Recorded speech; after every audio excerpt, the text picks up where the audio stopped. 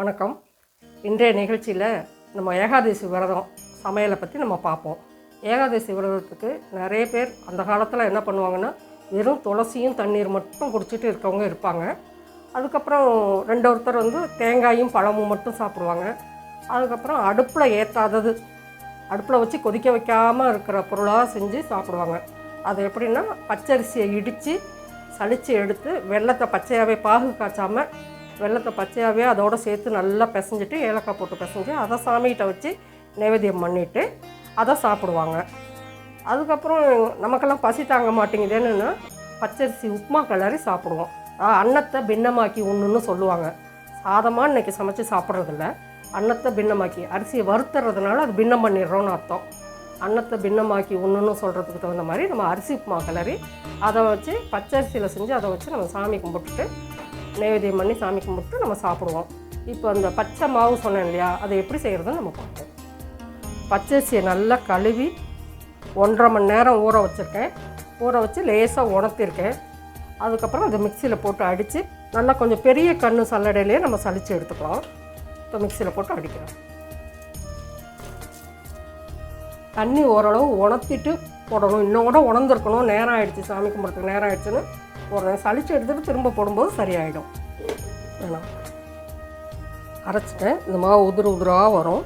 இதை சளிச்சு எடுத்துக்கலாம். நைஸ் கண்ணில் சலிக்க வேணாம், கொஞ்சம் பெரிய கண்ணிலே சளிச்சு எடுத்துக்கலாம். சளிச்சிட்ருக்கேன்.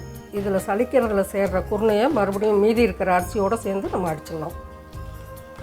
அவ்வளோ டக்குன்னு இறங்காது. நம்ம அதனால் கை வச்சு அப்படியே தள்ளி விட்டுட்டே இருக்கலாம். இங்கே பாருங்கள், குருணையாக கப்பி இருக்குது. கொஞ்சம் மீதி இருந்த அரிசியோடு இதையும் ஒன்றா போட்டு நம்ம அடித்து மறுபடியும் சளிச்சிடலாம். அதை கழுவி 1.5 மணி நேரம் ஊற வச்சு லேசாக உணக்கிட்டு மிக்சியில் அடித்து சளிச்சு எடுத்து வச்சுருக்கேன். இந்த அளவுக்கு இருக்குது மாவு. இதில் பாகு காய்ச்சாமல் வெல்லத்தை பொடியாக தட்டி போட்டு பிசையணும். நம்ம பாருங்கள், வெல்லம் பொடியாக தட்டி போட்டிருக்கேன். இதில் ஒன்றா கலந்து நம்ம பிசையணும்.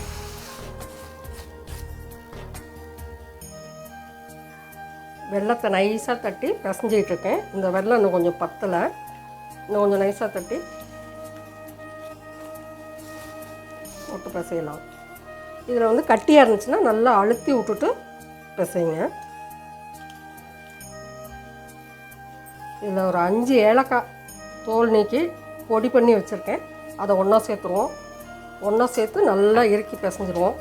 கொஞ்சம் நேரம் ஆக ஆக இது அப்படியே இலக்கம் கொடுக்கும். அதாவது கொஞ்சம் குழக்குழன்னு ஆகும். இப்போ கெட்டியாக இருக்க மாதிரி இருக்குது. இந்த வெல்லம்லாம் 1-2 இருக்குது இல்லையா, அதெல்லாம் கரைஞ்சிரும். கரைய கொஞ்சம் இதாகும்.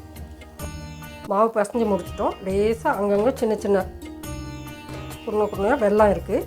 இது கொஞ்சம் நேரம் ஆக ஆக அந்த ஈரத்துலேயே ஊறி கொஞ்சம் தளதளன்னு ஆகிடும். அப்போ தான் வெல்லம் இனிப்பு சரியாக இருக்கும். ரொம்ப கம்மியாக போட்டோம்னா இனிப்பு நல்லா இல்லைன்னா சாப்பிட முடியாது. இது நம்ம இப்போ செஞ்சு முடிச்சிட்டோம். பாகு காய்ச்சாத பச்சை மாவு. இதை நம்ம சாமிகிட்ட வச்சு நைவேத்தியம் பண்ணிவிட்டு நம்ம சாப்பிட்லாம். பச்சரிசியை வறுத்து செஞ்ச உப்புமா ரெடி ஆகிடுச்சு. இதையும் சாமிகிட்ட வச்சு நைவேத்தியம் பண்ணுவோம். நம்ம இப்போ சாமி கும்பிட்றோம், பார்ப்போம். சாமிகிட்ட வச்சுட்டோம். நைவேத்தியத்துக்காக வச்சுருக்கோம். பச்சை மாவு, உப்புமா வச்சுருக்கோம். தேங்காய் பழம், வெத்தலை பாக்கு எல்லாம் வச்சுருக்கோம். இது ரொம்ப பெருமாளுக்கு முக்கியமானது துளசி. இதில் தேங்காயை உடைச்சி இந்த தண்ணி அதில் ஊற்றி துளசி தண்ணி முதல்ல குடிச்சிட்டு தான் மற்ற பிரசாதங்கள்லாம் நம்ம எடுத்துக்குவோம். இப்போ நம்ம சாமி கும்பிட்றோம்.